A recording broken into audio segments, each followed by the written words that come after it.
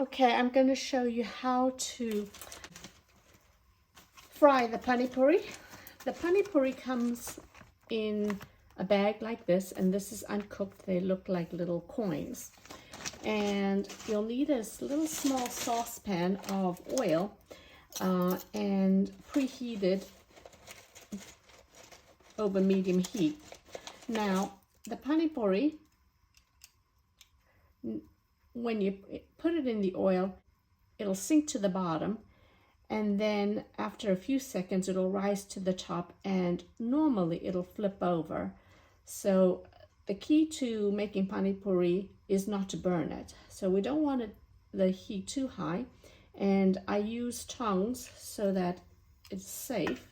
And I'm just going to put it into the oil, and you'll see after a few seconds it rises to the top, and then it has this interesting way of just flipping over. And once it expands completely, so it's almost like a soccer ball, then you can go ahead and take it out. Sometimes it needs some assistance, so you can go ahead and just help it flip over, but most of the time it has this great way of just doing it by itself. All right, so now what do you do with these balls of panipuri? So I'm going to show you how to fill them. If you ever been to India and have tasted their panipuri, you'd know how this is done. But probably for many of you, this is something new. For me, I like making the mashed potato and putting it into a Ziploc bag. And this makes piping easy because I just snip off the corner, and I don't have to deal with trying to push this into the panipuri with a teaspoon. I do also have raita, and this is yogurt with chopped cucumber and onion. And this provides the creaminess and the crunch to the panipuri. Here are some chickpeas that provide some protein. There's also a chutney, and this chutney is actually a bottled chutney that I bought from this store.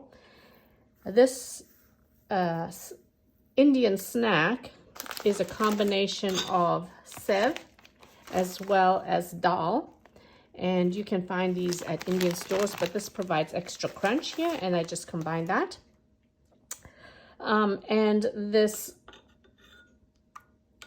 panipuri water, and the panipuri water is a mixture of ice cold water with panipuri masala, chopped cilantro, and mint and chili, as well as some tamarind, which I use tamarind concentrate, as well as some brown sugar for a little bit of sweetness. And this is how you assemble it. So this is really key, and especially on a hot day, if you mix the panipuri mixture with the fresh herbs in some iced cold water, that is absolutely delicious. But here is your panipuri. All you need to do is use your fingernail, your thumbnail, and make a hole in the ball, the hollow ball. And then you can use your piping bag with your mashed potato and squeeze it in. Make sure you allow enough space so that you can actually put a lot of the panipuri water in. Some raita for creaminess. A few garbanzo beans. Oops. Make sure I can get it in. We'll just use this one here. Okay. A little chutney. And some of these crunchies, snack crunchies. And some panipuri water.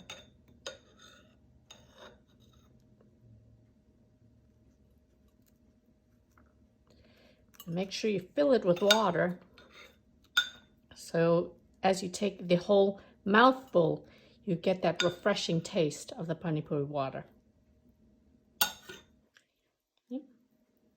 And here you have it. So this makes a great appetizer, especially when you're entertaining and just have this assortment out there. It's really different for most, but I have not found one person who does not like it.